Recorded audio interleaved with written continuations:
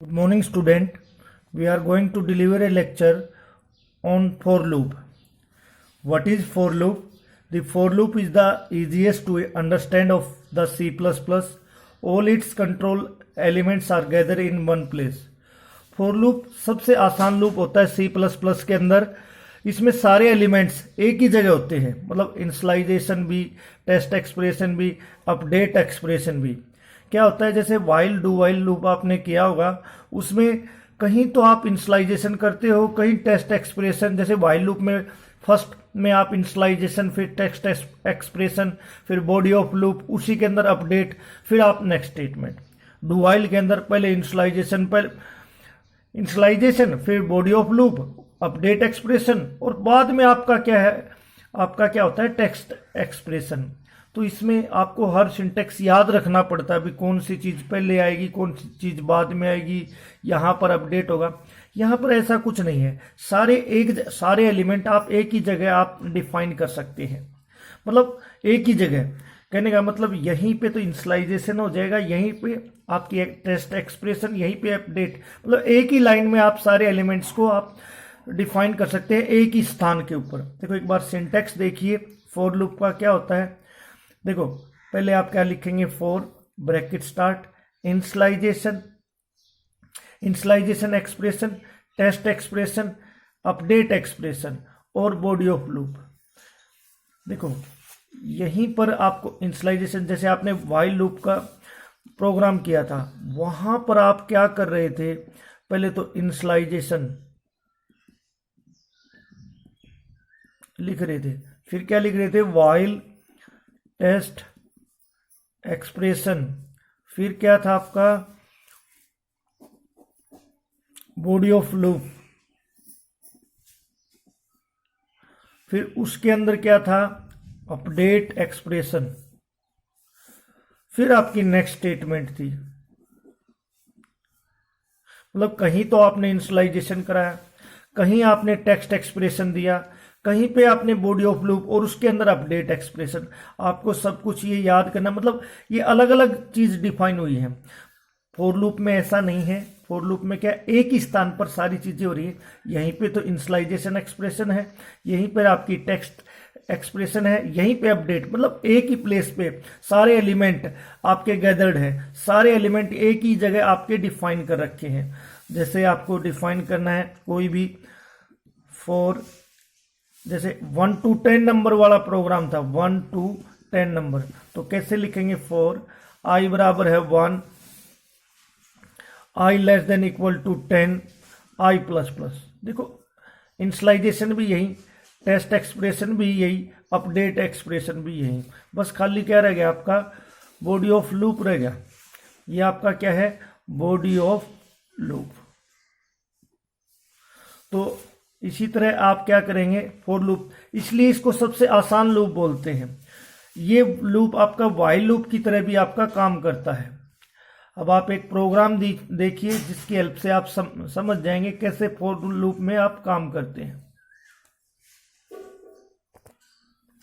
तो आपका प्रोग्राम है, right a programme, enter a number two print A table. मतलब एक आपको प्रोग्राम बनाना है, कोई भी नंबर एक आप एंटर करें और आपकी एक टेबल प्रिंट हो जाए. आप सभी को पता है ये क्या है, आपकी हेडर फाइल है.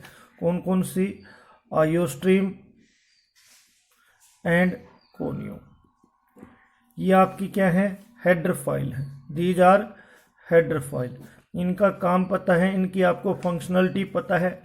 आईओस्ट्रीम दो क्लास है यहाँ पर, I stream and O stream. I stream के थ्रू हम क्या कर सकते हैं, सीन का यूज कर सकते हैं. ओ स्ट्रीम के थ्रू सी आउट ऑब्जेक्ट का यूज कर सकते हैं. और सीन के साथ ये ऑपरेटर यूज होता है जिसको हम क्या बोलते हैं, एक्सर्शन. सी आउट के साथ ये इंसर्शन.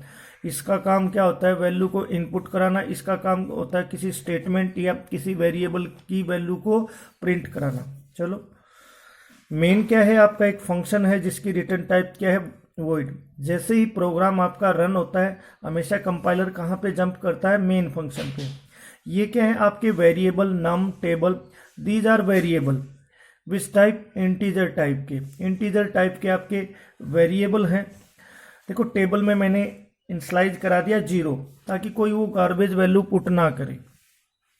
जैसे ही प्रोग्राम आपका रन होगा तो आपके पास स्क्रीन के ऊपर एक मैसेज आ जाएगा, क्या, एंटर ए नंबर, क्योंकि सी आउट का काम क्या होता है, स्टेटमेंट को प्रिंट कराना। एंटर ए नंबर, सपोज करो आपने क्या डाला, 5, तो 5 की टेबल आपकी यहाँ पर प्रिंट हो जाएगी। एक लॉजिक लगा रखा है जिसके कारण 5 की आपकी टेबल प्रिंट हो जाएगी। तो नम में वैल्यू क्या स्टोर हो जाएगी, आप सभी को पता है 5। सीन का काम क्या होता है, वैल्यू को इनपुट कराना।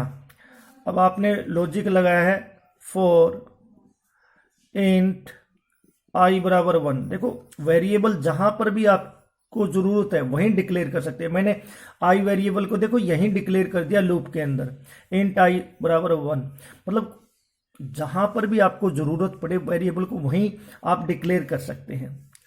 आई less than equal to 10, I plus plus.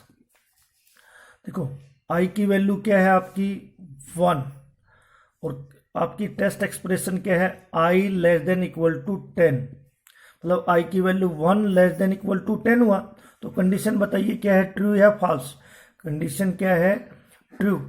True है, मैंने बताया था यहां पर अगर एक्सप्रेशन ट्रू रहेगी तो ये बॉडी ऑफ लूप के अंदर एंटर कर जाएगा। और बॉडी ऑफ लूप के अंदर दो स्टेटमेंट है, नम इंटू आई। नम की वैल्यू क्या है 5 और आई की वैल्यू क्या है 1।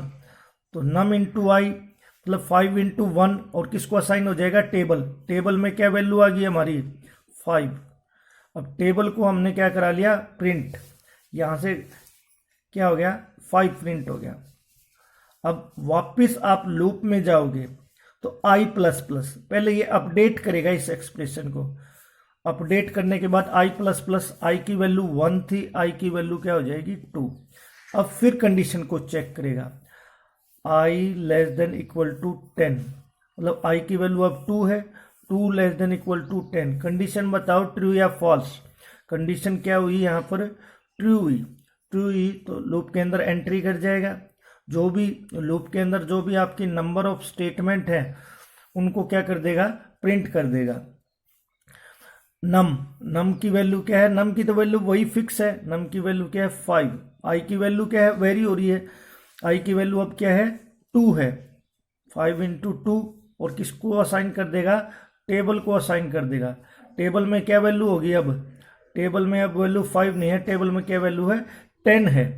अब देखो टेबल की वैल्यू प्रिंट करा दी तो यहां से क्या वैल्यू प्रिंट हो जाएगी 10। अब वापस लूप में जाएगा। अब आई की वैल्यू 2 थी, आई की वैल्यू क्या हो जाएगी, आई की वैल्यू यहां पर क्या हो जाएगी 3। फिर कंडीशन को चेक करेगा, I less than equal to 10, 3 less than equal to 10। Condition true या फॉल्स।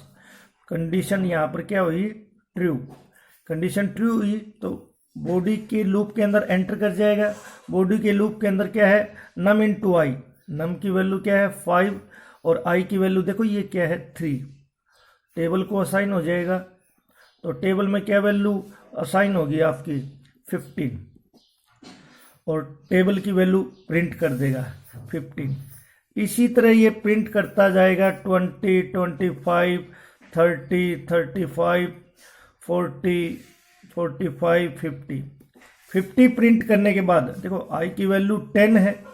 सपोज करो आई की वैल्यू क्या हो जाएगी 10, 10 less than equal to 10। Condition क्या हो जाएगी, ट्रू हो जाएगी। तो आई की वैल्यू 10 है, सपोज करो आपका 50 प्रिंट नहीं हुआ है। आई की वैल्यू 10 है, 10 less than equal to 10। Condition क्या हुई आपकी ट्रू। नम इंटू आई, देखो नम की वैल्यू क्या है आपकी 5 और आई की वैल्यू क्या है 10। तो टेबल को क्या साइन हो गया, टेबल में क्या हो गया आपका 50 हो गया, 50 हो गया। 50 यहां पर क्या करा दिया आपने, प्रिंट करा दिया। देखो 50 प्रिंट करा। अब आई की वैल्यू क्या होगी आपकी 11 होगी। 11 होगी तो लूप में जाएगा, देखो लूप में जाएगा आई प्लस प्लस। आई की वैल्यू 10 थी, आई की वैल्यू क्या है, 1 का इंक्रीमेंट हो जाएगा। प्लस प्लस का मतलब क्या है 1 का इंक्रीमेंट। इस ऑपरेंड के अंदर इस आई के पास जो भी वैल्यू है उसमें 1 का इंक्रीमेंट हो जाएगा। तो आई की वैल्यू 10 थी, आई की वैल्यू क्या हो जाएगी 11।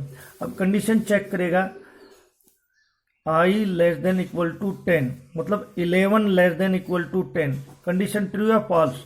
कंडीशन क्या होगी आपकी फॉल्स।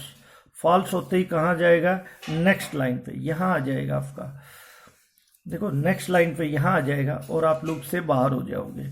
अब देखो आप क्या चाहते थे, एक 5 की टेबल आपकी प्रिंट हो जाए, तो 5 की टेबल हम जनरेट कर चुके हैं। इसी तरह हम फॉर लूप पे प्रोग्रामिंग करते हैं। ये आपका फॉर लूप का प्रोग्राम है। और भी आप बहुत सारे प्रोग्राम बना सकते हैं, जैसे write a program to find the prime number और नोट फिबोनिक सीरीज। और भी बहुत सारे प्रोग्राम हैं जिन पे आप प्रैक्टिस कर सकते हो। पैलिंड्रोम और नोट, कोई भी एक इंटीजर नंबर डालिए, उसको फाइंड कीजिए, पैलिंड्रोम है, या आप किसी का रिवर्स निकालिए किसी भी नंबर का। आप ये बहुत सारी प्रोग्रामिंग कर सकते हैं। आप इन +1 क्लास में आपने प्रोग्रामिंग किया होगा, आप इन पे प्रैक्टिस कीजिए। जितना आप प्रैक्टिस करोगे उतना आप परफेक्ट बनोगे। Thank you and have a nice day.